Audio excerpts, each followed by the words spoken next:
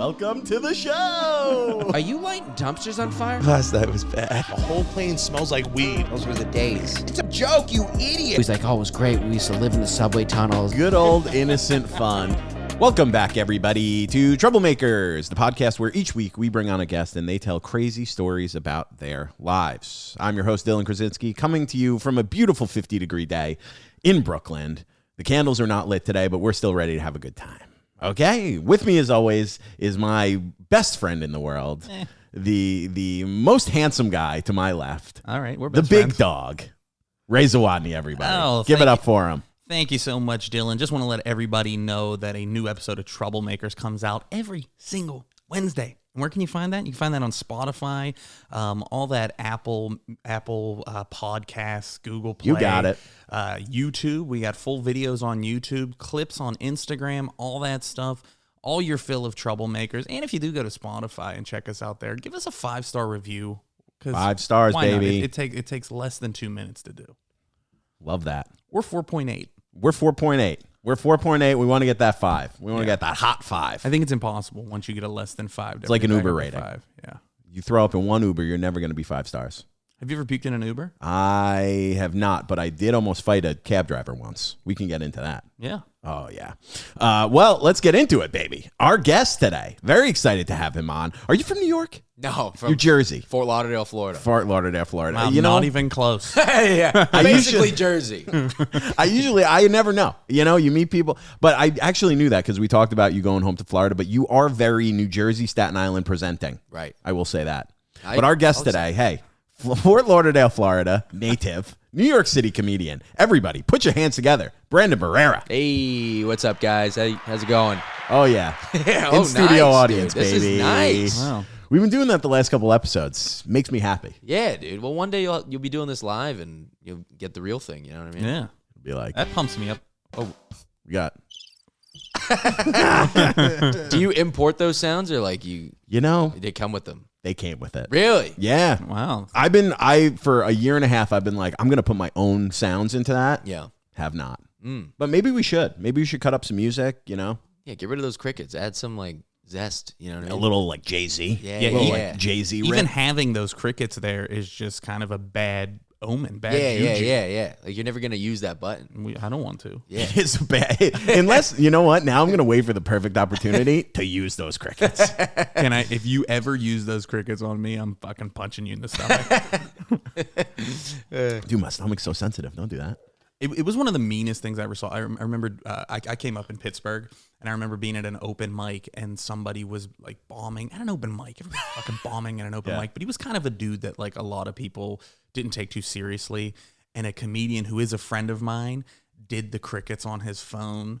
And I was just like, come on, man. Yeah. It's an open mic. Give the kid a break. That's tough. You don't come back from that. No. Dude, I did a black room I used to live in Los Angeles and I lived there for 3 years, and my last year living there I did a black room, and my first one ever, and I went up there, I did a joke to like my opening joke, which usually did all right at the time. Yeah. And I said the joke, and then some lady in the back just goes, "Ba-dun-tss." I died. On stage, I was like, I'm gonna go jump in front of traffic. How many years into comedy were you? I was probably about like 2.5. That's what I mean. You didn't have the like if that happens to you now, you know, you're ready to rock. I mean, yeah. Yeah. I just did the Edinburgh Fringe. And, Did you really? Yeah. Oh, shit. Did the whole run, 25 days, 1 hour a day, and like 17 days into the run, I'd already done the show 16 times. I know, Yeah. I know what works. Yeah. You know, I've already taken out what doesn't. Show's running pretty smoothly. Yeah. 17 days in, I show up. My tech guy's gone, so I get a sub in tech guy. All he has to do is turn the knob, the master volume up for the mic, and then switch on the lights. All he has to do. It's a one-man show. One-man show. Yeah. I got nothing else. I walk in, guy goes, "Hey, man, nice to meet you. Name's Carl. Been doing this for a while. Got nothing to worry about." I go, "Perfect." I get on stage. He calls me up, screws up my name. Not a problem. Happens all the time. Whatever. I get on stage. Lights go up. Mic doesn't work. I'm like, all right. I've sold the most amount of tickets this far, like on this day. I sold like 30 tickets. I was like, oh, it's going to be great. 30 tickets. Like, dude, if you know Fringe, like you're happy if you get 4 people. Yeah. So I was like, fuck yeah, 30 people I'm going to get to play. This is going to be great. I go, "Carl, the mic. And he's like looking at me like I got 7 heads. Like he doesn't know what's going on. And then I look at the crowd and I go, don't worry about it, guys. We'll just go no mic. And I just held the mic and it was just dead. Oh my God. Dude, I proceeded to bomb for an entire hour. And it wasn't because the jokes weren't good. It was because these people thought I was like a sham. Like they looked at me like I had just robbed them of 10 pounds. Oh my God. Of course, because it's supposed to be this professional setting, and then you're like, "Hey, can we turn the mic on?" And you get nothing. Yeah. No help. Yeah. And then like somebody told me after, they're like, Jim Jeffries is like a famous quote. He's like, a comedian with no microphone is just a crazy guy expressing his thoughts. Dude, it's true. The only difference between that and a homeless person is one is indoors and one is outside. That's it. Yeah. It's the only difference. I've always said if somebody tells a joke about racism and it doesn't get a laugh, you just look like a racist. Yeah. Yeah, dude. You're like, this is what goes on in my head. Yeah. Hey, that's not a joke, man. Yeah. You said people fuck up your name a lot? Yeah, all the time. Yeah, what do people say? It doesn't seem like a hard name to get right. Brandon Barrera, Brandon. One guy just messed up the first name, which was wild, at one of the clubs in New York City. Brandon. He goes, "This is my best friend in the world. You guys are gonna love him. He's super funny. Give it for Matthew Barrera." Oh. I was like, and I'll never comment. I hate a comment. I'll never comment. But like, if you call me Matthew, I got to be like, well, that's not really my name. Yeah. That's not my name at all. That's not even close. Yeah. I was like, you got to like, come on. So bold to say my best friend. Yeah. My best friend. I would have commented on that. I'd be like, yep, we are best friends. Best friends. He's the only one that knows my real name's Matthew. It's an inside joke we do because we're best friends where we fuck up each other's name for no reason. That's insane. Yeah. That's so I feel like crazy. you don't get you should because you're Polish, but I feel like you wouldn't get your name fucked up as much because it's like John Krasinski. Do you know, people did fuck it up a lot. And then as soon as The Office got popular, people stopped fucking it up. Oh. People always get it Yeah. right. And people ask me if I'm related to John Krasinski. Which you are not. Dude, me and him, look at our faces, dude. They're identical. Identical, yeah. Look at this Polish nose, dude. If you're watching, look at this Polish nose, dude. It's identical to John Krasinski. Are we supposed to have big noses? Polacks? They're supposed to be like, you 'Cause know, I got a little fucking You know what you got? You got that Warsaw nose. Oh, nice, dude. You got that Warsaw nose. It's that like Hell yeah. You got that fucking big old Krakow. yeah, Poland or nose. it's one or it's reverse. It's like one is like bubblier and one is like angular. Yeah, I got that angle. Yeah, I got the other. I got Like a the fucking ski slope bubble. I got the Auschwitz nose. Everybody thinks You guys have a similar nose. everybody thinks I'm Jewish. We so. got cute little noses. Dude. I don't, dude. My nose is fucked up. No, I think it looks good. Dude. I got kicked in the nose when I was a kid in a flag football game, and it was never the same. My mom was like, just throw some dirt on it, you'll be all right. Have you broken a lot of bones? Just my arm, my elbow. How'd you do that? Playing hockey. Ooh, that's fucking. You still got a scar there. Yeah, I got a screw inside. Oh damn! That whole dude. part of the elbow just shattered. That's actually a screw. Was it like pickup hockey or you? No.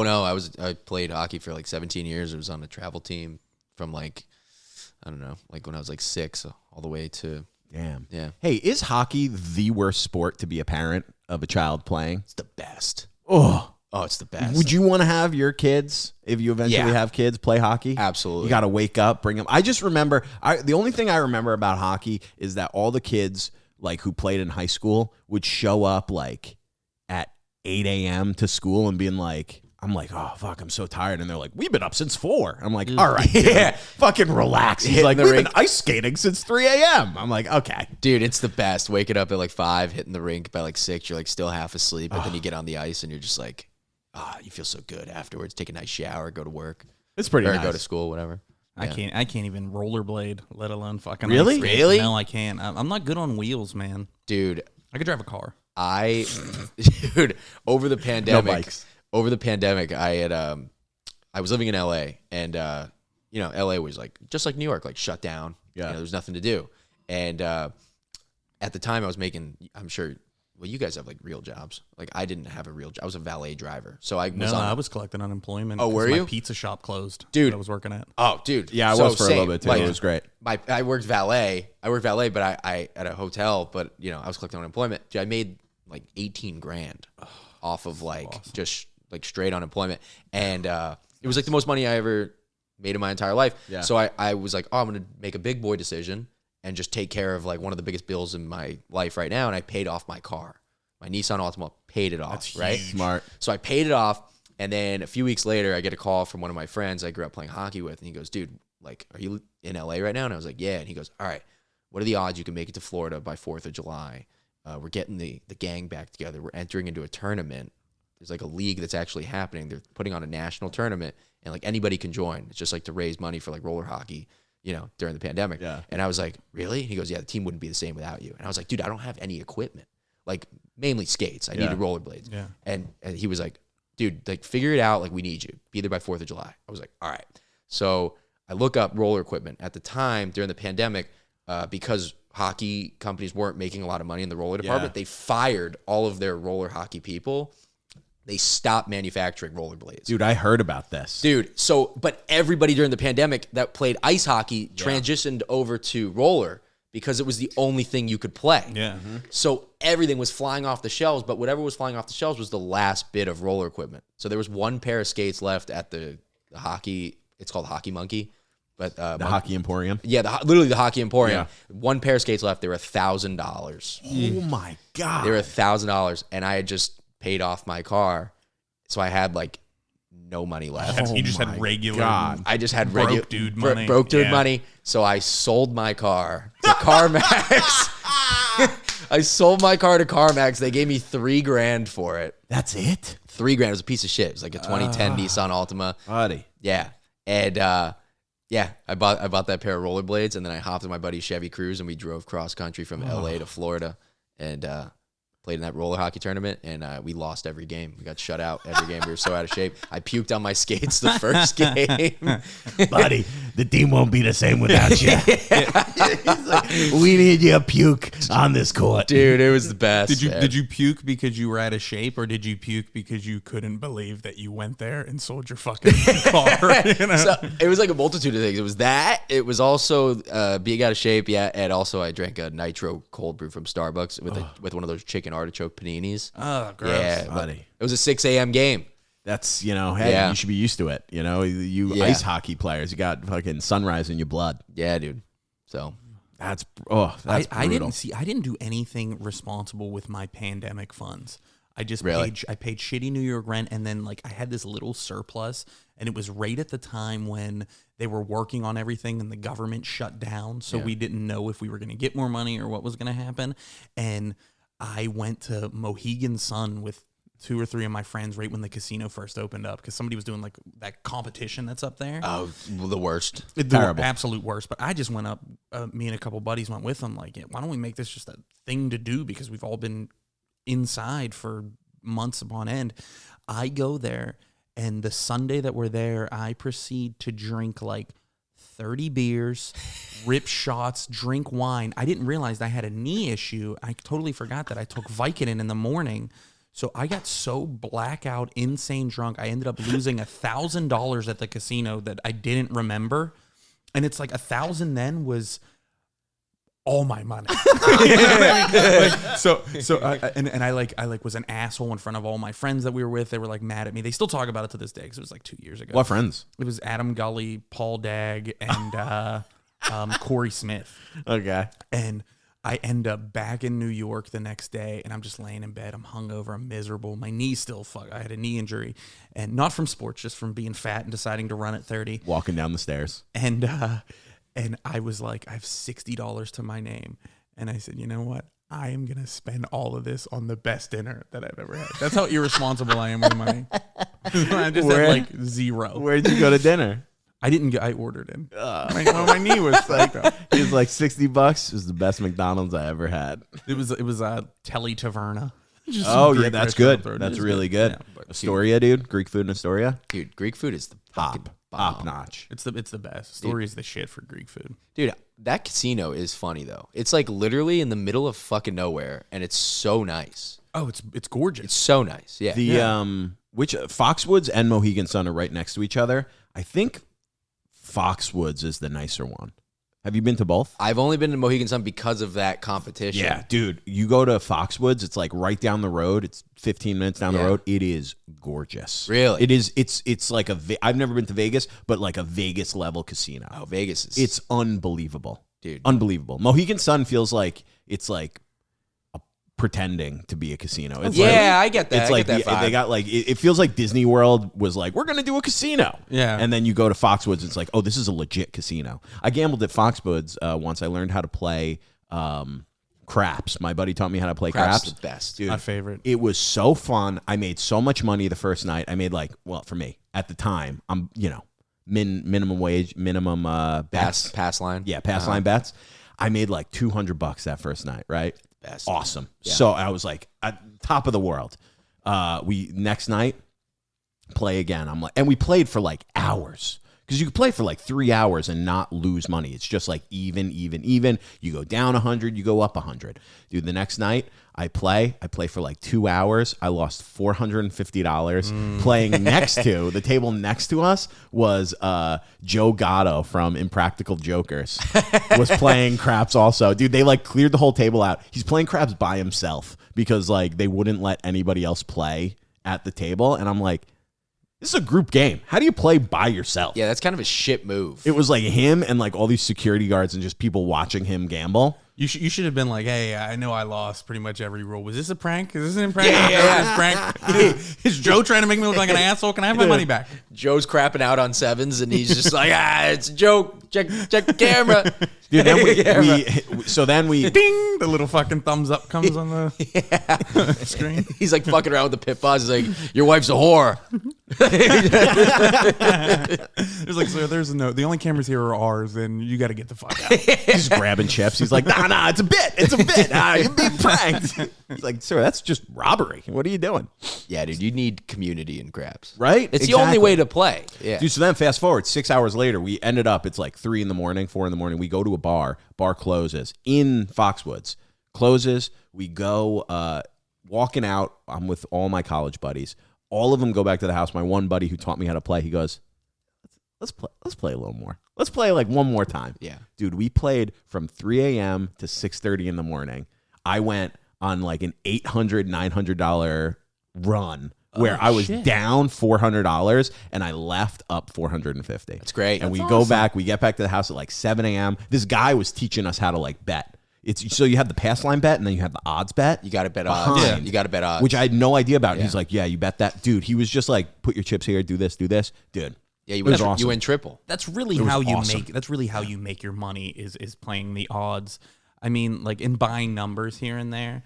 But I'm the person that right when I get up a little bit, I'm throwing out yo bets. I'm doing the like, let me get Dollar a yo, hard eight. the world bet. Yeah. Yeah. So my after my dad died, he was a big gambler, like everybody else in my family. And me and my brother went to the casino like 2 days after he died, and we were like, maybe Dad will give us some luck, you know. I get to the crab table. I put $5 on a yo bet, roll it, smack it, hit the yo 75. I'm like, he's got my back. 2 hours later, I lost like $600. I was like, this motherfucker. That's so fucking funny. We were in Vegas. My buddy and I went to Vegas during the pandemic. We were driving to Austin, Texas, to go do some shows from LA, and we were in Vegas. And we go to the roulette table, and we were going to Austin. The trip was not Vegas. We were just like, let's just stop and let's just take a detour to Vegas, and we'll go to Austin tomorrow. And so I go, all right, dude. Like I'm gonna take $200, and if I whenever I go to gamble, the money's gone. Like as soon as I put it in my pocket, I'm like.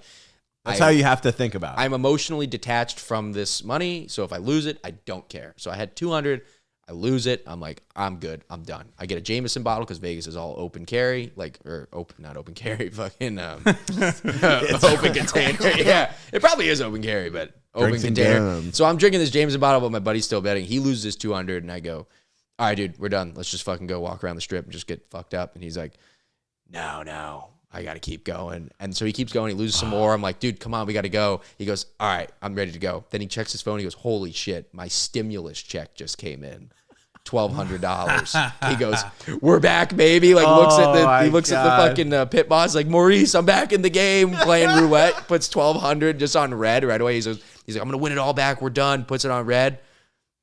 Obviously they have to check out how much money that is to like make sure it's like all good. Pit boss comes over, he proves it. He's like, it's all good. He rolls on black. Holy shit. I'm such a fucking loser. Yeah. I can't. Yeah. And gambling is one of my biggest vices. Oh, really? Oh my God. Yeah. I'm scared of gambling because I know I'll lose it all. I did comedy at this casino. I do it like every other year. It's just this random casino in Maryland. And I go there. It's like the third time I go there. Every other time I went there, I lost everything that I made at the casino. Like I lost all the money that they paid me, and it wasn't that much money, but It's comic. We don't even have to pay him. He's giving us his money to perform here. But it was like perfect because the one time I go there, I'm like, all right, this is awesome because it was a Thursday night. I didn't get paid from like my day job that I was working at the time yet. I didn't get the direct deposit, and they pay me a check. So there's nothing I can do. I can't even gamble. So I'm up in my room. I'm just I use my meal voucher they gave me, and I'm up in my room. I'm laying. I go to sleep. Same thing that happened to your boy. I wake up somehow at like 1 a.m. out of nowhere. Look at my phone, and I'm like, let's see if that direct deposit came in. Direct deposit went down and lost it. Yeah, dude. That's how it goes. Yeah. Dude, that's like my buddies in college, big horse guys. They love the track. Like they the ponies? Because I went to Siena, so it's right near Saratoga, so they all live up in Saratoga. Dude, every time we're together, my one buddy Justin and my one buddy Steve, they're always... My buddy Justin in particular, he's always finding some race. He's like, oh, dude, no, there's a race in Europe right now. It's 2 a.m. where we are. And he's like, no, let's do a trifecta. We'll stack it. And I'm like, dude, what are you talking about? Right. So we always do it. He always sets it up perfectly. We have never won with him. It's honestly a running thing, like a joke at this point, because we'll get together, we'll bet. He will leave the next day and he'll win some absurd amount of money on Sunday. It's happened at least 3 times where, dude, we had once, I think it was for one of the Saratoga races. Not the Preakness. It's like the 4th race. Are you guys race guys? A little bit, but I've only been to the Belmont Stakes and, of course, Kentucky Derby. So it's like the one that Kentucky happens Derby. after the Belmont. It happens in Saratoga. And if like the Triple Crown was 4 races, the 4th race would be Saratoga. Whatever that race is. Okay. Traverse, maybe? I don't know. Traverse. It's like a big weekend, too. Yeah, Have you guys ever been to Saratoga? No. Dude, you got to go. It's also very close to here. it's a cool town. Dude, Belmont was fun. Belmont's great, but you go Yeah. Saratoga in the summer during race, like track season. It's the best. It's so fun. Yeah. It's so much fucking fun. I mean, you got to like almost know someone so you can stay at their house because it is outrageous. People leave. People literally rent their houses out that live next to the track. They rent it for the summer, and then they don't work for the year.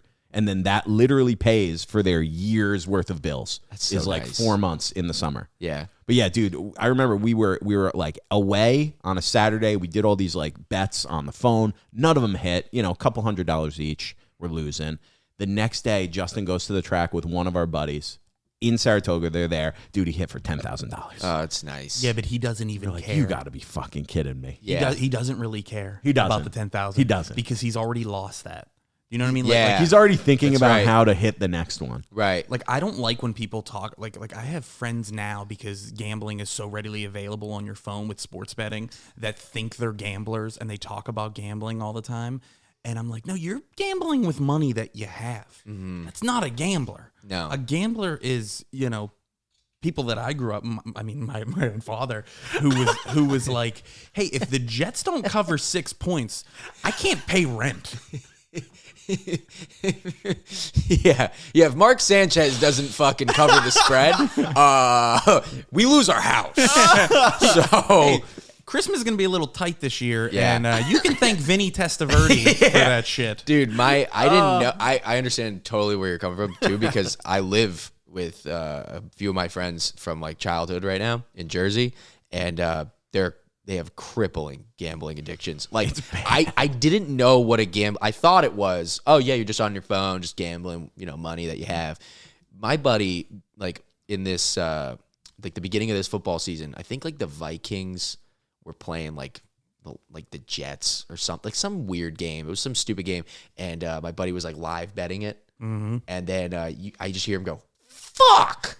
And I go, Will, what happened? And he goes, My finger slipped. I pressed the wrong bet. I go, what do you mean? He goes, well, if the Vikings don't win this game, I just put $800 to win $50. Oh. $800 to win $50. Oh my God. He had to have won the bet. He though. won the Those bet. odds are too he high. won the bet, but it was just like $800 to win $50. Like, that's an addiction. Dude, you're because That's shitting unwell. you're shitting your pants at that point. but they love it. That's why you do it. Does he? But he doesn't have that much money. No. Yeah. To be honest, though, I think that is a more reasonable bet because that's the one that's likely going to hit 800 to win 50. The problem I have, I don't have the addiction, but I will be convinced. I will be convinced that my long shot will win and that my, oh, dude.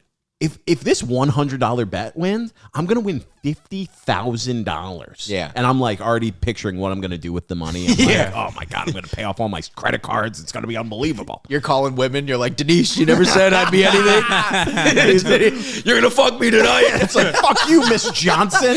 You said I'd be a garbage man. You're sending that girl Snapchat to your ass and be like, say goodbye to this. This will be the last time you ever see this ass. Guess who's got $50,000? See, me, I'm like, Guess who's got a yearly salary below average? I'm in the mean salary range for somebody that lives in Vermont. Yeah, dude. Yeah, that addiction's crazy. You got a big vice? What's your vice? No, I really don't. My vice is traveling. I'll spend money. No, dude. What is that on your fucking Hinge profile? No. Like, That's so gay. No. Like, all right. I know it doesn't sound like a vice. Dude, is that on your Hinge profile? You guys, no. Okay, you guys are making it sound. You My guys vice are is killing kitchen me. doilies. You guys are killing me. No. How many times does it say that on different plaques around your apartment? You guys. Oh, dude, every time I see a Russian nesting doll, I just have to get I it. hate you guys. Why did I come on this podcast? I love you for that. Dude, I'm always traveling, man. It's like below my knees. You know what I mean? That is like, okay. Yeah, I've seen you tell some stories about traveling. Though you ran with the Bulls, didn't you? yeah, this summer. Dude, that is fucking crazy. That's crazy. But What's that that's, mean? Ran with the Bulls. Like, it's a festival in Pamplona. It's like You never heard of that? It's like a week-long festival in Pamplona where, like, for 7 days, like, the town gets up at like the crack of dawn, and at 8 a.m. on the dot, a gun goes off, and then you just run with like 12 large bulls.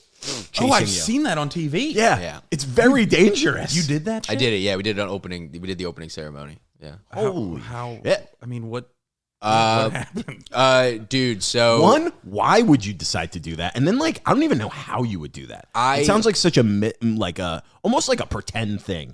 So I've always wanted to do it since high school. Like, I remember seeing like Yeah. fucking videos, and I'm like, oh, one day, like, we should fucking do this. And I have a close group of friends back home. Like, and I know this is gonna sound crazy too, but I have like a close group of like 20 best friends. Yeah. Like, we have been childhood, like, just tight as shit, you know. Of course, within the group, there are people who are tighter with each other than others, but like the group, like, I'll show you my group chat after this. Like, it's literally 20 people. Damn. And, you know, we talk all the time. We've been traveling together since since college. Like, we started taking trips. Like, it started with like Amsterdam and Dublin for St. Patty's Day. Then, you know, that turned into Mykonos, like, in August that year. And then after college, we went to Oktoberfest. We did Budapest. We did Prague. We did Paris. We did Amsterdam again, Ireland again. And then, so then this was like the big trip because one of our buddies passed away in 2021. Is he still in the group chat? Huh? No. Is he still? No. We had to take him out because like we just started roasting him for like dying. and then like one of our buddies hits us up and he goes, dude, like, his sister like still has his phone on. Take him off the bill. And we're like, dude, fuck. Like, and one of our buddies knows the password and he's like, dude, she's hitting me up for the password. I was like, do not give her the password. Like, His phone just keeps dinging. dude, so like fucking our last trip that we planned out was with him. It was me, him, and then like another one of our buddies. We planned it all out. We were like, okay, let's go back to Greece because like that was our paradise. Yeah. So like, we got to go back to Greece. We got to hit Ibiza because like we've never been to Ibiza. And then we were like, let's go running with the bulls. Like that'll be like the big thing. And so he dies, and then after that, we're like, well, we gotta do the trip. Like he wanted us to do this trip. Like this is the last, the last trip he would have went on. So planned it out. We ended up going. It's in Pamplona, Spain, which is like 3 hours by train outside of Barcelona. This fucking old city where like no one speaks English, and for 1 week it just turns into fucking chaos. Like, and That's so cool. Going back to that whole thing where I said traveling's like my vice. Like I travel below my means because like when I go away, I'm looking for like the cheapest shit possible to like cheapest places to stay in. I picked a hostel for all of us. Like all my friends like, Brandon, like you booked the hostel. I'm like, all right, cool. Booked a 30-person mixed dorm hostel. Like literally like at a campsite. Oh, that sounds so bad. Dude, we show up. It's just a bunch of Australian hippies running the fucking thing. And we get in there and it's like us and then like a bunch of Australian like kids that are like 20, like they're 20, 21. Yeah. And then like 6 girls that are deaf. They're deaf. Like straight up like deaf, which is wild. And we're like, that is nuts. Did you just say that because they wouldn't fuck you or pay dude, attention to your flirting? They were the horniest people. Every time in I the walk room, they were the horniest people in the room, dude. It was kind of nuts. Wait, how do you know they were horny? Dude, because at the hostel, like it's one of these, like it's called Stoke Travel. You can look this up. Okay. I mean, it's all just like, it's all meant for like people who are trying to party while traveling around the world. That's kind of the ideal way to travel. Right. So you show up and it's open bar for the whole time you're there. So it's like people are already, like as soon as you get there, they're like, oh, what's up, mate? Welcome, chug this sangria that we're all chugging. And you're like, I don't even care. What's mono in Spain? That doesn't fucking exist. And, you know, you're just fucking hanging out. There's like a wheel you could spin, like by like their DJ stage. And like on the wheel, it's like Kiss a Stranger. And like, dude, these deaf girls kept spinning this fucking wheel. And then they would like, you know, like you rig a wheel to like land on whatever you wanted. They would land it on Kiss a Stranger. And then the deaf girls would be like, oh, because like that's all they can say. That they're doing like this shit, but they're like, oh, like you gotta, you know. And I'm like, I'll kiss a fucking deaf girl. So I kissed one of them. That's great. Yeah, dude. One of them had night terrors. I shit you not. In the middle of the night, I've done the voice on a podcast, but I know one day it's gonna come back to bite me. You gotta do it now, dude. Our listeners would be furious if you didn't do it. 30 people mixed dorm. We're all in bunk beds, Christ. right? I'm ass to ass with some dude from Australia. My buddy is above me, and then I got my other buddies next to me. Dude, all we hear, pitch dark at night. We're getting ready to run with the bulls in like 3 hours. We're all like drunk as shit. Like, you know, we've been drinking all day. All we hear is like,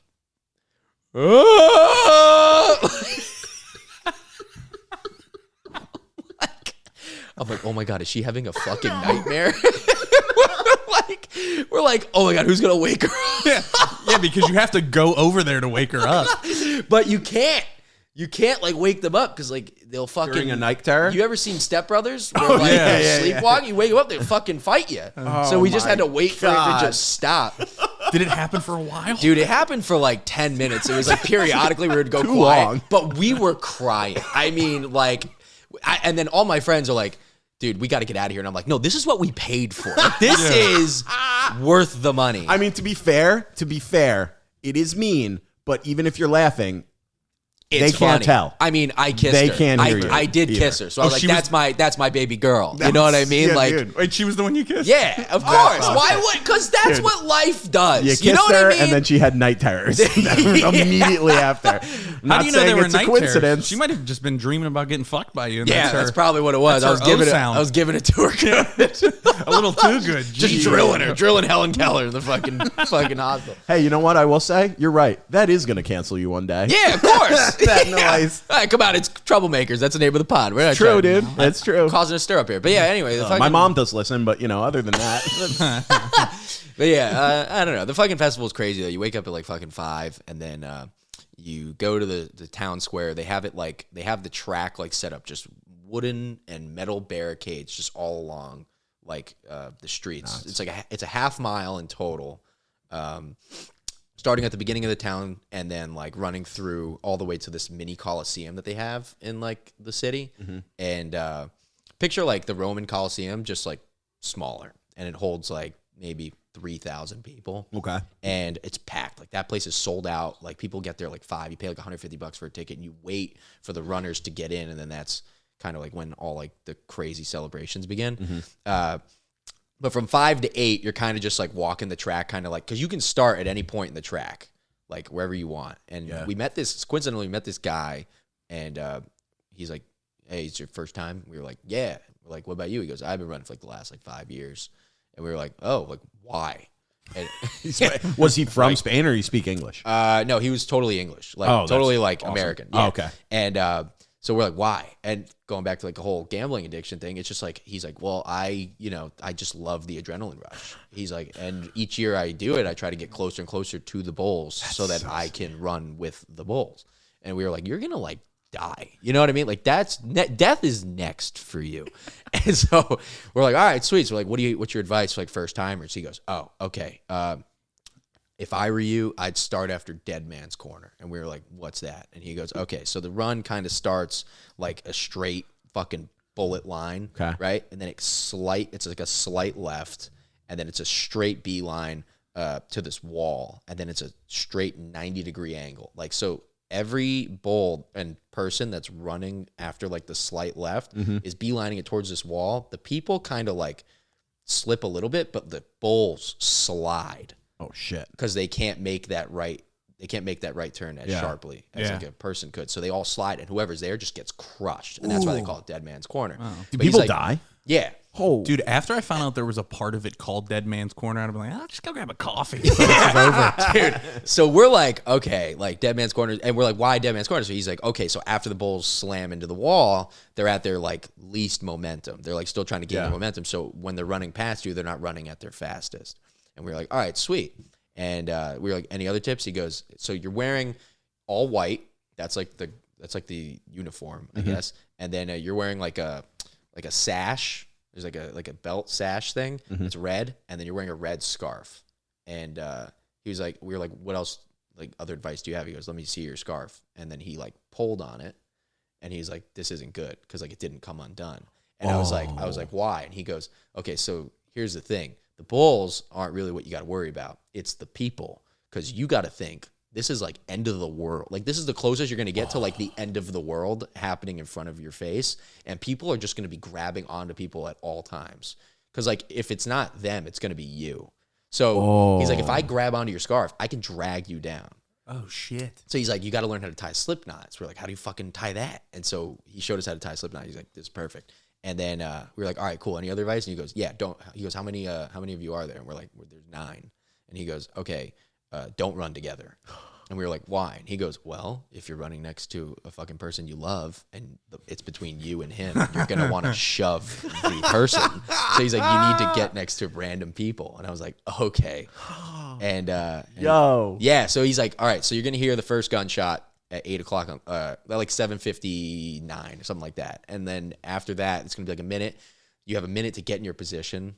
And then the second gunshot means the bulls are loose. You're going to have at least, he goes, the run is quick. It's like 15 seconds. Holy shit. Because the bulls are fucking booking it. And so he's like, you're going to have like 15 seconds to kind of like get your shit together.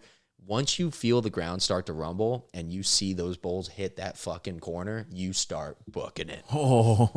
Dude, so first gunshot goes off. I'm like, oh, fuck. I can't imagine, dude. I cannot imagine the fucking, like, the nerves, the adrenaline building up in that moment. Because the whole morning from, like, 5 to 8, you're just, like, chilling. You're just in the town, like, just hanging out on, like, a wooden barricade, like, with everybody else that's running. You're talking to other people from, like, different countries, like, where are you from? Like, people in Spain don't run. Like, it's literally, like, people from Spain don't run. It's, like, only tourists. That's so funny. Yeah, like, and people, like, on their balconies, like, it's got to be the coolest, like, from another perspective, it's got to be the coolest tailgate in the world, because, like, people on their balconies are just having the time of their lives. That's what I would do. Yeah. Oh, yeah. And people are throwing sangria at you. Like, it's a fucking thing. That's unbelievable. And so, like, people, like picture, like, the streets in New York, like, delis, like, putting up, like, metal barricades in front of their, like, doors. Yeah. And then the owners, like, peering over. So, like, you're in the fucking, like street, which is the track, and you're, like, looking up, and these people are like, why are you doing this? And you're like, I don't know. Come on, it's fun. And so, first gunshot goes off, and I'm like, oh, shit. Like, the whole, like, crowd goes crazy. Like, everybody's like, oh. Then we're like, all right. like started to run off instinct. My buddy's like, dude, it's not even starting. And like I slipped. I was like, oh my God, I already hurt my knee. No balls even came. I was like, dude, I'm just so nervous. And he goes, dude, don't worry about it. Like, we're going to be fine. We're going to be fine. And we're like, okay. And we start like, like jumping up, like just like getting in our position. And then second gunshot goes off. And then the whole like town just erupts. Like everybody's like, whoa. And then like you hear like you feel like I've lived in California for 3 years. I've never felt an earthquake. This is a close, dude, the ground started rumbling. Oh my God. And then you just hear, but like it gets a little quiet, like, but then you hear like and then you see the bulls like slam into the wall and the whole crowd goes, oh, and you're like, dude. Jesus. And then you just start booking it. And then what happens is once you feel like the bulls like getting closer to you, you break and you go to like the side of the street and you find a doorway. And so it's kind of like musical chairs. Oh, so okay. you get into this doorway and you're like with like a bunch of other people, but like there's people like coming up to the doorway like, let me in. You're like, no, dude, keep running. They're like, Jesus, you know what I mean? And then, so like I'm 5 yards away from this bull. Like I'm like, if he turns right, like we're dead. Yeah. They keep running past because they're following like one big bull that like, it leads the pack, I guess. Mm-hmm. And you run into the Coliseum, and then they wrangle all because after that first pack of 6 comes in the third leg of the run, they release another pack of 6.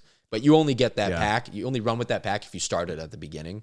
That's kind of how it goes. That's why you want to start at Dead Man's Corner because you only get 6. Okay. You know what I mean? Yeah, so it's like you don't get like the full experience, but like it is enough. It's like running a half marathon. Yeah, it's enough. Dude, a half mile is and it's only like it's a quick fucking. They're running a quarter mile in 15 seconds. Like, Do you think you've ever run faster? Dude, I was in Converse. I was hungover. I'm like, this is the worst but you're not even thinking about your breath. Like, that's what I mean. You're just fucking booking it. life or death. Yeah, and the cops are on the street like yelling. They're like, keep running, pussy. You're like, all right. Get in the Coliseum. They wrangle all 12 bulls, and then they release 6 baby bulls one by one with capped horns. And those are the bulls like people fuck with. Like it's good luck to like slap it on the ass. And you just watch like all the runners kind of like shift wherever the bull is going. Yeah. But the crowd is like egging the bull on to fucking fuck you up. So It's like Gladiator. dude, you're watching people get like bucked while there's a commentator in the Coliseum. Like you hear the commentator like live and he's like talking in Spanish, like blah, blah, blah, blah, blah. And while he's talking and people are Spanish. yeah, Good, dude. That was pretty good. Really good. Dude, my Panamanian father would be so proud.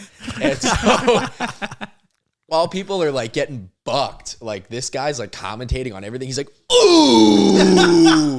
And he's playing the biggest hits of like today. So like people are getting bucked up to like Bad Bunny. You know what I mean? That's so fun. Did you guys go in the Coliseum? Yeah. But as soon as I got into the Coliseum, I'll show you videos after. Yeah. As soon as I got into the Coliseum, like I literally, like you can, like my friends and I were like, all right, when you get into the Coliseum, there's 2 TVs apparently. And we were like, we're just going to break to the left. And that's how we'll find each other. And, like, meet up. And I just stayed on the side. You can stay on the side. You're not safe. Like the bull still comes near you, but like you're safer than like being in the dirt. And I was just like, I'm not going to cheat death twice. Yeah. I'm not gonna go slap a bull on the ass. Right. After I just literally watched 6 bulls run past me, Dude, yeah. So people are getting like fucked up in the streets. Oh, yeah. Nobody got gored on our day, so the newspaper drops with all the casualties afterwards.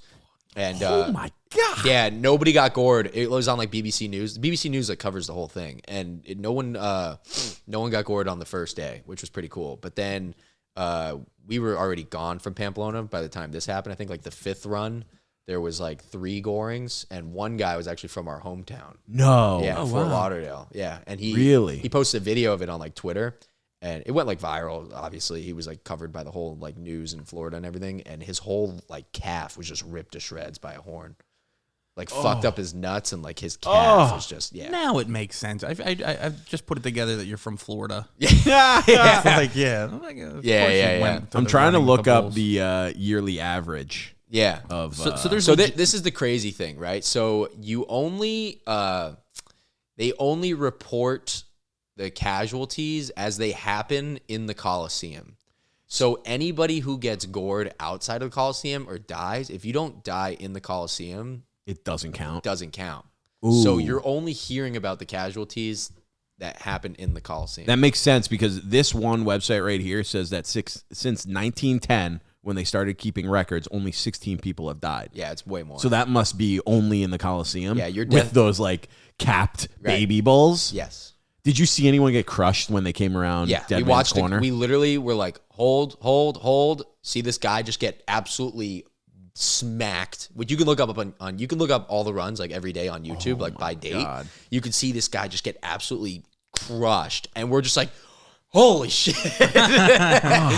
Yeah. Did he die? No, I think he was fine. I mean, that's like we're talking 2,000 pounds. These bulls are probably. It's like getting pinned By a car. A car. Yeah. A car pinning you into the wall. Yeah. Did this start with their government? Like, hey, we got to do something about this overpopulation issue. Does anybody have any suggestions? Well, it's a feast. It's called the Feast of Saint Firmin. Oh, it's a religious thing. Yeah, it's called Feast of, and they call it San Fermin. That's like how they pronounce the guy's name. Okay, Yeah. that's the history. Yeah. It's like they sacrifice these bulls for like this saint. Oh, do they ancient saint kill in them Pamplona. after? Oh, brute! I'll show you videos of that, dude. So It was unexpected.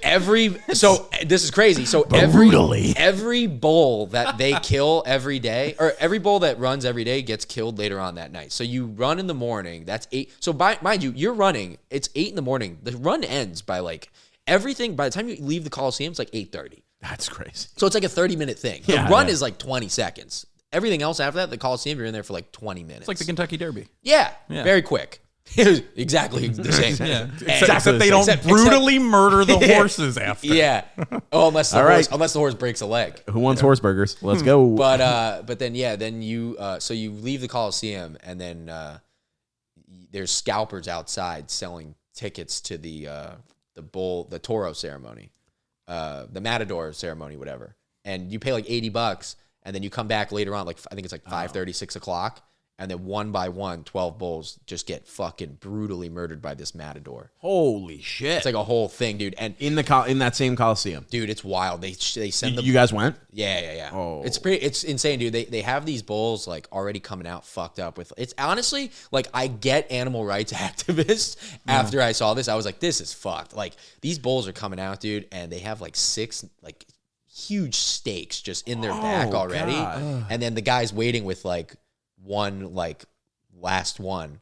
And there's like a famous matador there that like they love. He's got like an eye patch because like one year a bull struck his eye. And he's like the best I love matador. that, It's like dude. the LeBron James of matador. Just They're the like, LeBron James they're of like- murdering animals. they're like, oh, you don't know Jose? Where are you from? You know what I mean? This Like, doesn't sound. None of this sounds. dude, real. I will It's show so you all of crazy. this. It's like I gotta see fucking these wild. videos. And yeah, you just watch the matador just like fucking, it's like his time to shine. Like he's waited all year for this. Like there was a matador like on his knees, like still fucking with the bull. And then it's basically like he tires out the bull to the point where like, you know, until he puts enough stakes in the bull to like take the last dagger and just kill it. oh my We God. could cut this out in post, but did any part of you enjoy it? I mean, yeah, it's electric. Yeah. Yeah. Yeah, I mean, I imagine. You're dude. watching this bull, like this guy stabs the bull, and you're just like, yeah, like the whole crowd is just like, yes. It's like watching LeBron like come back in overtime. Like you know what I mean? He just wanted a game 7. Yeah, dude. Oh God, dude. Was he Yeah. doing like moves? Yeah, I'll show you the that's video. Because he like It's jukes fucking him out wild. and stuff, right? And like, Yeah, they juke him the out. bulls like chase him ish. Yeah, he's got his little fucking his like curtain. It's not red, it's like pink. Mm-hmm. And then like the bull's like cartoonish, like dude, like doing the foot thing, you know, like That's ready so to kill him. funny. And then comes running through and he like does this and he's like ole, and then everybody's like woo, and he just does that for like I don't know, like 5 minutes for Wow. each bull, and then just like stabs him right between the eyes. Oh my God, Yeah, that's insane. yeah, and then you just party the whole night, and you're just like. You're meeting random people, and people are streaking. It's the coolest celebration because you get to watch people who cheated death celebrate not like what they would do if they didn't die. You I know have what to mean? imagine. I was gonna say I can't imagine the high that you guys are on then for the rest of the day, the rest of the trip. Yeah. Like probably insane. I mean, I watched a guy just take his whole clothes off at our hostel. Like, as we threw like a party, like they throw a party afterwards, Yeah. like every day, and it's all open bar, like open sangria, like whatever the fuck great. you want. So you're just like pouring your own shit all day. And then this kid just like, he was like, fuck it, I'm just going to take off all my clothes. He took off all his clothes. And everybody's like, why are you taking off all your clothes? And he goes, I fucking survived. He was from Australia or whatever. Did you see your girl again when you went back? Huh? Did you see your girl again? Dude, of course. Smooched her right on the face. I was like, I love you, baby. She was like, ooh. Yeah, whatever. We're already there, right? Is that the best? What's the best trip you've ever taken? Is that up there? That's probably the best so far. Because after that, I mean, we ran with the bulls, and then some of my friends ran again the next morning. I didn't. I was like, I'm not getting out of bed. Once is enough, dude. I'm like, once is enough. Some of my friends ran again the next morning, and then right after that, we had to hop on a flight to Ibiza, and then we went to Ibiza. Literally, so in the morning, ran with the bulls, and then flew to Ibiza, and then dropped 10 grand on a table at Calvin Harris at like the #2 club in the world. And fucking just had no business being there. What a nightmare. I'm in like H&M clothing, just like... Dude, to go to one of those clubs, you're wearing like $10,000 T-shirts, watches that are 100 grand. Dude, we did not belong there. My buddy... You still got deaf girl pussy juice on your fingers. Yeah. And dude, and you're just with like the hottest like waitresses in the world, and they're telling you like, so here's how it goes. You guys are all in, obviously, your VIP table, but any girls you want to bring, just bring them to the hostess stand, and like you can bring as many as you want. So I was just running around the fucking club, like just getting every girl I could to be like, come on, we got VIP. And they're like, hell yeah. So we're just throwing this big party in our VIP, like, while you're literally on the beach. It's like an outdoor, it's called Ushuaia. You can look this up. It's a fucking Ushuaia? Crazy, yeah, it's a crazy club. And and then afterwards, a few of my friends went to the #1 club in the world. Like it's called High Ibiza, and like this place Ibiza is crazy. Like you go in there, you go into this club, and then like you go to the bathroom. The bathroom is another club. You can look this up. You can look up Idris Elba bathroom set at High Ibiza, dude. People are coming out of they're taking shits. Imagine taking a shit and then you walk out and Idris Elba's just there DJing? With like a crowd around him. Just playing the hits, and everybody's like, I just fucking shit my pants. Like, yeah. I shit next to the guy from The Wire. Yo, as a shy shitter, that would be my nightmare. Dude, I couldn't go. Dude, especially like most people are on ecstasy, like it's just fucking... It's wild. Yeah, my buddy was in there and he had to go to the bathroom so bad, but he didn't want to like leave the set. Like, because it's so packed. He's like, if I leave my spot, I'm gonna never coming back. So he just peed his pants. He's like, I couldn't. He's like, I couldn't. It's like, I didn't want to miss this. That's dedication, dude. I went to a bar recently in New York, and it was one of those like men's rooms that had a toilet and a urinal, but like there's no blockage between the two. So it's like, if you're taking a shit, you want to be in there by yourself. Right. And I open the door, and it's a dude taking a shit, and I do the whoop, and he's like, no, you're good. Yeah. And I said, hey, man, this isn't for you. It's for me that I don't want to take a piss next to a stranger shitting. He's like, I don't care at all. You're cool, man. He's like, where you been? Where you from? He's like, oh, nice to meet you. He's like, where? You got a Warsaw nose. You got a nice little Warsaw nose. What are you, Polish? I know you, brother. Call back. We're practically brothers. I did that. I walked into a guy in it was like a Sunoco gas station. I was on the road, and it was one of the outdoor ones. Yeah. So I just walk over, and I pull it, and it was just open. It wasn't even locked. And it was just some like dude sitting in there, and he's like, oh, I'm going. And I was like, all right. And I like shut the door. I was like, whoops. So I'm like walking back, and I'm just pumping my gas, waiting for him to be done. And he comes out, and he goes, hey, brother, don't worry about it, man. I was locked up for 20 years. Okay. Hey, man, just say the bathroom's vacant. Hey, good. You're good now. Yeah. You can go use it. Hey, school shooter, 85. Yeah. I could tell by the face tattoo. You know, I didn't need the explanation. Dude, you want to hear something crazy? I used to work for the DA's office, right? Yeah. And my first year... Narc. I know, dude. Troublemakers. My first year there, they took us on a tour of the jail. And, like, dude, it was so weird. It was weird from the start because there's, like, 20 of us in this new class. Yeah. We're all right out of law school, right? And we're going on this tour, and we're all in, like, suits. And, men and women touring the men's jail. Like, the Bill Ricca House of Corrections in Massachusetts. And we go on this tour. And I remember being uncomfortable because we're just walking around and they're taking us around. And then we go into like, we see all the cells and stuff. And then we go into like the Gen Pop area where it's like all bunks and everything. Yeah. And I remember we walk in and the warden who's giving us a tour is like, okay, yeah, this is the area. And dude, it was so weird, man. There's literally just like 100 dudes just like looking at us like, who the fuck are these guys? What are they doing here? And they're all just like half naked, like shirt. And I'm just like, this is so uncomfortable for me. Yeah. I look over to my left and there's just a dude shitting. Just like looking at us, being like, he's just sitting there shitting and like making eye contact. And I was like, I got to get the fuck out of here, dude. What are we doing here? Yo, that's powerful. He owned you. So dude. powerful. Dude, honestly, the weirdest part though, I remember I left that jail because the guy sold us so hard on it. He's like, yeah, we got a culinary program here. You can, like, he was selling us on the jail. I was like, dude, honestly, I left and I was like, going to jail doesn't sound too bad. Yeah. Like, if I could go in stab somebody and leave with my culinary degree, that sounds pretty good.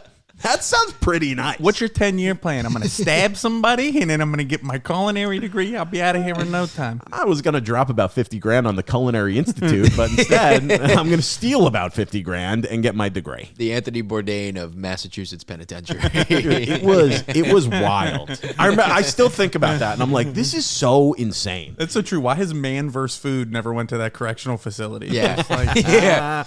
Yeah, go have the chili. Oh, dude. Have you ever been arrested? No, never. Closest Pretty good. I've come close Okay. a couple times. Actually, a few times. Fake ID, of course. South Carolina. That's not bad, yeah. Yeah, that was stupid. did you do the made fake ID or like use somebody else's? No, I had a legit fake ID Yeah, that my buddy and I went in on $50 to get 2 each, and then it was from South Carolina. It looked so bad, but I went to Florida State, so it was like you could have anything, and you would be fine. And so, but I was in South Carolina. Coincidentally, I was in South Carolina for the Clemson FSU game with a bunch of buddies, and we went out to this ale house, and I gave my ID to the guy, not even thinking anything of it. The guy takes it, just hands it to a cop. And then I didn't even see the cop sitting there. Otherwise, I wouldn't have even tried. Yeah. Cop just looks at me, he takes me outside. He's just like, this is the worst ID I've ever seen. But also, what a bitch that dude was for handing it to I him. know, but I mean, they could lose their liquor so license. funny. So I get it. But like, he hands the cop's like, this is the worst idea I've ever seen. And I go, yeah. He goes, how much did you pay? I go, $50. He goes, all right. I don't feel like doing paperwork tonight. He goes, I just don't want to see you again, and I'm taking this. He goes, Dude, get a that's better so ID, lucky. man. Yeah. That's so lucky. I remember I got super I had a fake. It was a fake New York, and it was terrible. Yeah. It was like cardboard, but it scanned. So Oh, like yeah, when yeah, people yeah. put it in, it scanned. So I remember I used to get so cocky with it. Yeah. I remember being on Long Island buying beer and by my parents' house, Yeah. and this guy was like, "Dude, this is fake. I'm not going to sell to you." I go, "Scan it. Scan it. It's real." It's the old one. I haven't gotten it. And I look like 19. Yeah. I look like 16. Yeah, okay. yeah. I'm like 20 at the time. So he scans it and he starts apologizing. He's like, "I'm sorry, man. It doesn't look real." I go, "Yeah. Apology accepted." Like such a piece of shit, dude. You are such an entitled fuck. It just flows through your veins that you're just like, no, it's fine.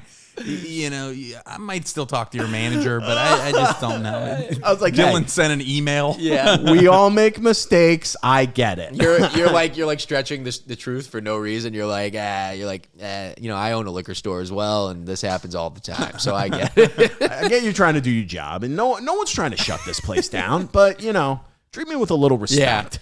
Fake IDs. I remember I had a fake ID that scanned, but it wasn't, when you scanned it, it wasn't my name. It just said Keira Knightley. It was programmed to say Keira Knightley, 21. That's so Yeah. funy. Yeah, That's so funny. Oh, that couldn't be helpful. Yeah, it wasn't at all. I remember, it was FSU, so no one, it was my first fake. No one, it wasn't South Carolina, it was the actual Florida one. And I paid a lot of money for this one. It was like $150. And then I went to a bar, and it was like the one bar in Tallahassee where like they were like, you could get it taken away, like it could happen, but like most of the time it doesn't. And I gave it to this big bouncer, and he just looks at it. He goes, all right, you have 2 options. 1, I give it back to you. You get the fuck out of here. 2, if I crumble it up and the laminate breaks, I get to keep it. And I was like, yeah, crumble it up. Dude, just in his hands, just crumbles. You just like all the laminate just crinkles, and he just goes, taking it, buddy. I was like, Hey, listen, that's a good gamble. hate to That's see a it. gamble, I dude. had to, dude. I had to. That's a gamble. The best thing about going to WVU is there were a lot of the bars that were 18 and up. Yeah. But they served alcohol. So if you went in there at 18, and then like somebody that was 21, they would just give them a wristband. Yeah. And you would either have them buy you drinks, just a random stranger be like, hey, I'll buy you a drink if you pay for this, or you would buy their wristband off them when they were leaving. Right. Or some of them were cool enough, and this is what I started doing when I was 21, is I would just break it at the fucking exit and just drop it on the ground. Oh, you would leave it for people. Yeah, Oh, that's somebody, nice if of you. somebody wanted Oh, it. that's nice. I knew people that had like jars of bands, and then they would go to like the bar, like gum. like to see where like what the color was, Oh, that's awesome. and then they would just put that color on for that night. That's so Smart. huge. That's Yeah. smart. There was one night where like again, it's probably the same thing at WVU. It's like crazy party school, right? So it's like you know everybody working at the bar, and so you get to a point where you're like a junior, and you're like, I don't give a shit. Like I'm just I own this place. Yeah. So there was a thing called it was like if you were in the bar scene, like if you worked in the bar scene, you got automatic free access to like every bar. It was called like That's awesome. It was like VIP spots. You got VIP spots, and so it's winter break. Everybody's like gone.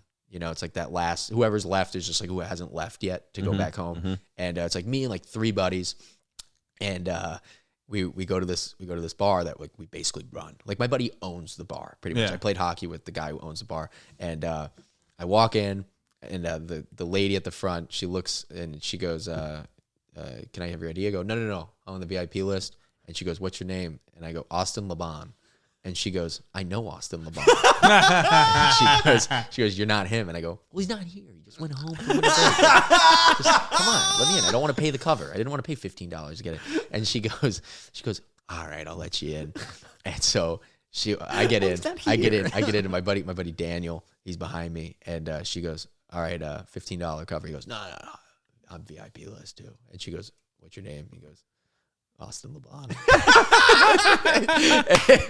and she just goes, "Come on, you're killing me." And he's just like, "What? Like it's winter break, And she goes, all right, fine. Like fuck you, get in there, So he comes in, and then our buddy Billy, who's actually getting married this weekend, he gets up to her, and she goes, "All right, no tricks." And he goes, "I'm Austin Laban." You got it. And she goes, "All right, assholes." That was it. I'd like it That's if so Austin fucking actually funny. finally came and she was like, nah, $15. Yeah. Dude, Austin, fucking, I just wasted $45 on your friends. Not dude, getting it in. was the best, dude. Did I tell you when I got kicked out of the bar in Morgantown because I was underage, and I literally was pretty innocent in this situation. My friend who was 21, she was like, "Hey, have you ever tried this beer?" I was like, "No, I never did." She's like, "Well, take a quick sip." Take a sip. Dude just rolls on me immediately. We were at this bar for a concert. I paid like $30 to get in, which back then was crazy for a cover. And the dude walks up and he's like, "All right, you got to leave." I was like, "Bro," I'm 20 years old. I was like, I just took a sip of her beer. Like I wasn't like trying to drink or get anything over on anyone. He's like, "Nope, you got to go. You got to go." And he's walking me out. And I'm saying things like, "Dude," I was like, "You never drank before you were 21. He's like, "Nope, never did. I didn't." And he's like telling me all this like loser fucking logic. So I get kicked out, walk back to my apartment, change, put on like a hoodie and a hat and try bringing it back in. And they were like, "Nah, we just kicked you out." I'm like, "No, you didn't." They're like, "Yeah, you did." And I was like, "No." I was like, "You didn't kick me out." And he comes over. He's like, "Dude, I told you to leave. If you don't leave, there's going to be a problem." And I was like, "What?" I was like, "That guy didn't have a hat on." I was like, "I just got in here." Dude, that happened to us. That's so funny. That happened to us in Orlando. We were visiting our buddy for like it was our spring break, but he wasn't on spring break yet. So UCF, University of Central Florida, was like still like they were still there for school, and so we were going out to the bars, and it was like three of us, and one of my buddies, he was like trying to get a drink from this bartender, and she wasn't giving him any attention, and so he was like, "Fuck it," and he just reaches over the bar and he grabs a bottle of Fireball, and we go to the bathroom and just pour it into cups. And just like would walk around with the cups of just like straight Fireball. Disgusting, but like that's what we did. And so Huge win. We're walking around, and bouncer finds us, and he goes, "I saw what you did. You guys are fucked. Get the fuck out before I call the cops." And we're like, "All right, no problem."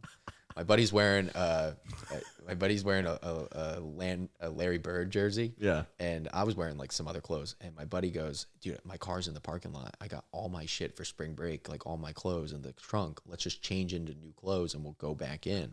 So he hands me a LeBron James Heat jersey. He's wearing a Dan Marino Dolphins jersey. And he hands my other buddy a Alex Rodriguez Yankees jersey. And so we all walk back in, like get back into the bar, no problem. Yeah. And then the bouncer sees us. He goes, hey. And then my buddy goes, you can kick out Larry Bird, but Dan Marino's not going anywhere. I love that your boy just had a Dick's Sporting Goods Dude, in the back of big his jersey car. guy. Set up. Dude, he's got a Michael Sam jersey in his closet right now. The Rams. Hey, listen, Hilarious. That's gotta Dylan's support. favorite football player of Dude, all I time. mean, Dude, yeah. He was very brave. Dude, yeah. Dude, it was so funny. They made the whole thing about him being gay, but they missed the fact he just stunk at football. Yeah, he was like, fine. He was so bad. Dude, you need like Lamar Jackson to be like, I'm gay. Yeah, And you'd be yeah. like, okay. Yeah, all right. Yeah. You're making big strides for Yeah, the yeah. gay community then. Yeah. They're like, you won't play him because he's gay. It's like, no, he's bad. He's bad. Dude, we just hit an hour. We usually do about an hour. Before we wrap, though, I want to hear, dude, do you have an Adam Sandler story? I feel like I Yeah. heard you tell an Adam Sandler story once. Can Yeah. you tell that story? Yeah, it's not about me. It's about my buddy. I have a few Adam Sandler stories, but the funniest one is my buddy caddied. So I'm a golf caddy, and I started caddying in Los Angeles during the pandemic because unemployment ended, and I was like, I need a job. So I liked golf, so I was like, I'll get a job caddy. So I joined this caddy at this country club, and Adam Sandler's a member. And one day he comes in, and like me and my buddy, we got in at the same time. And my boss goes, all right, pick a number between like 1 and 2. And I'm like, all right, 1. My buddy goes 2. And then he goes, all right, Cole, you're going with Adam Sandler today. You're on his bag. And you're going to be with the CEO of Netflix, Ted Sarandos, and then the president of Happy Madison, and David Spade. And I was like, God fucking damn it. Like, fuck. You know? Yeah. So then afterwards... Brandon, you're with the guys that own sheets. Yeah, you're with the old Jewish guy. And I'm like, great. So my buddy we go through a whole round. End of the day, my buddy and I are leaving. I go, dude, how was it? Like, what was it like? And he goes, dude, he's fucking awesome. Like, just like, they're showing him videos, like him and Spade are like showing him videos of like, they're like they're talking shit like the boys. Yeah. And Spade's like, look at this video this other night, like me out, whatever. And then they're like, Cole, get over here, like showing him, like, come look at this video. We're crazy, you know what I mean? That's unreal. Yeah, and then so I go, did he ask you for like any like putting reads? Because like in caddying, like that's the biggest part of your job is like you're able to read. That's the experience like that you're giving is like you're able to like know the course and like everything. But Sandler's a member there, so he doesn't give a shit. He's played the course multiple times. So he didn't ask Cole for any reads all day. They get to the 18th hole, and Cole's like kind of standing there, like not just waiting for him to putt. And Sandler comes up to him. He goes, "Okay, Cole." He like does like the voice and everything. He goes, "You got one read. Don't fuck this up." But he looks at it and he goes, "All right, it's going left to right. You got it, Adam." And then he putts it. It goes right to left. And he goes, "You're gonna die, Cole." Yeah, Dude, that's unbelievable. Yeah, that's yeah. unreal. Yeah, I think that's king. one dude that would fucking stop me in my tracks. a dude. good bit. Yeah. He's like the nicest guy in the world. Like, do you remember when he did that Happy Gilmore shot or Instagram? Yeah. Okay, so he shot that in Miami. The reason why he was doing that was he was filming a promo. Or it was the beginning of like a promo that he was gonna do. Remember when like Peyton Manning and Tom Brady played with Phil and Tiger? Yeah. Okay, so they were gonna do that again, but Tiger and Shooter and Phil and Happy. Oh, that would. They were gonna do a Happy unreal. Gilmore. That would have been rematch. awesome. Yeah, and That'd been unreal. so he was getting ready to start the promo for that. So he did that. He started it with that shot. He was like, "Hey, Shooter, check this out," because they were going back and forth on Instagram, like reprising their characters. And then Tiger Woods got into that big accident. And he, like, broke his everything. Oh, shit. And so like it didn't happen. But that week after, Sandler was at the club, and he usually, like, when he comes by himself, he'll like to play like, I don't know, like 4 p.m. Yeah. And so he'll go out by himself, grab a cart, and then he's out there on like hole 2. Hole 2's a par 3, so like easy hole in one hole. You know what I mean? And you just hear like, "Oh no! Anyone see that?" And he comes running into the shop, the golf shop, and like we're all closing up, and he goes, "No one saw it. I got a hole in one. And we're like, no way. And he goes, no one saw it, though. I don't get the fucking plaque. And we're like, no. And he's like, fuck. That's so fucking funny. Dude, he's wearing like a polo that like oversized orange polo, khaki like cargo shorts, and then socks with his face on them. Like red socks with little Adam Sandler faces on them. And then like just high top like Jordans, like basketball shoes or like golf shoes. Yeah. That's so funny. Yeah. Holy shit. Nicest What a king, guy. dude. Yeah, he's the nicest guy in the world. What a He is king. Yeah. Nicest guy. Oh my God. Exactly what you would think. Yeah. That's awesome. Oh, he's the one guy I think I would love to meet. He's a goat. He's a goat. Goat. Best In his own ever. right. Yeah. Yeah.